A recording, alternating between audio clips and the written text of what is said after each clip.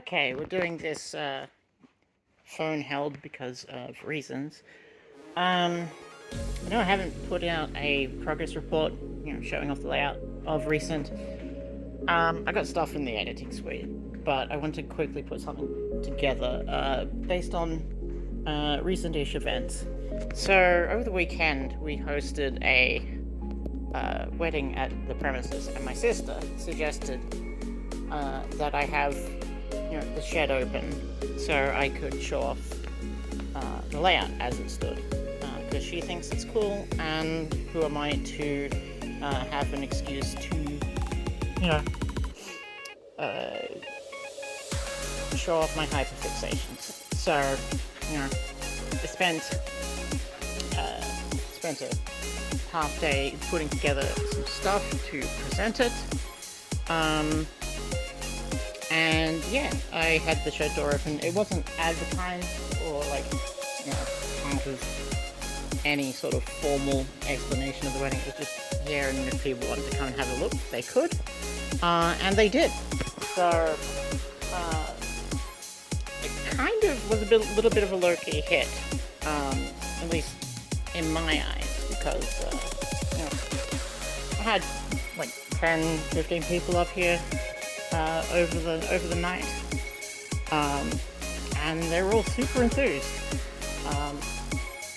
The people that it was sort of mostly a hit with were, unsurprisingly, the neurotypicals and the gender diverse, because not going into too much detail, my sister works with a lot of those people. I am included in both of those, of course, also. Yeah. So it was kind of a hit with them especially, but it also went down well with, the normies as well. So I was pretty happy, and things that I noticed were really helpful with this were having the stuff around, having the little signs, little presentation bits all around the place, just to help give context to things that are on the layout and things that are not quite done yet. I also have this little pamphlet that I hung on a string from the side here.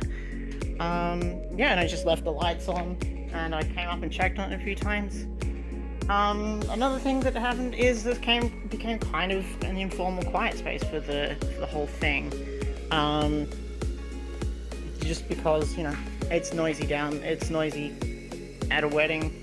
The layout is nice and quiet. It's in the shed. It's kind of a little bit isolated from noise, not super much, but it was far enough away, is the point. And it's nice to have that kind of breathing space, not just for people who have sensory issues and get easily overwhelmed, but just normal people as well. Sometimes you just need a break from that sort of cycle.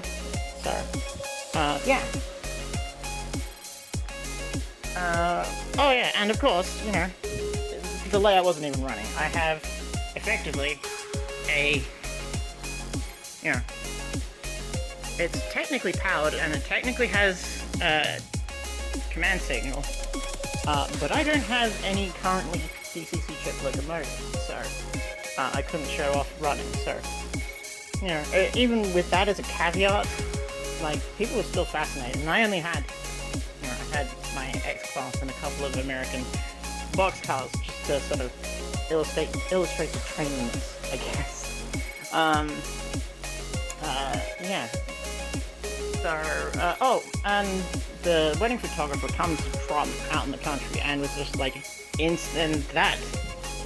She instantly grasped and grappled onto how the verisimilitude of this was coming across. Could recognize the trees. Oh, this one's been knocked over. That happened. I'll fix that later. But yeah, it's just no, the trees look super authentic, and I was just yes, I'm doing it.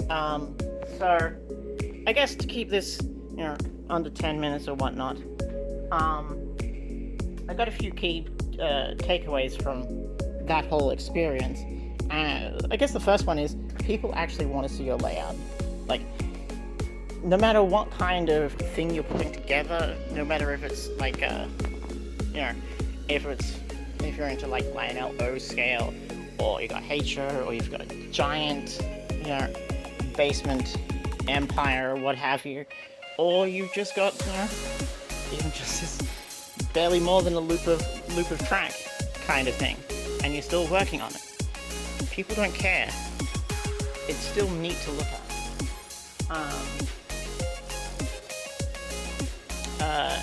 It's also great if you're like hosting something. Model train layout room, whatever, is a great place to have just a nice quiet space.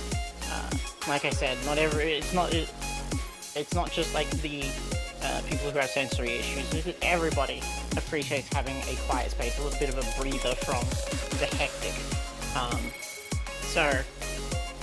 Yeah, that's also a good thing. And you know, if you can make that space quieter or, you know, chiller than the rest of the space, that's the way to go.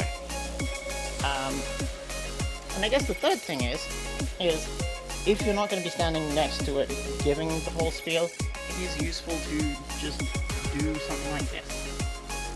Like, here's where I've got, you know, what I'm trying to do here, what it's based on, you know, what it will look like, you know, where's my references coming from. That's all interesting, like, information for people to just be like, oh, I'm seeing this, right? Like, even if you, like, especially if you're not finished, like, having these little bits of, like, this is what's going to go here and why, and showing off some of the stuff that's already here and why.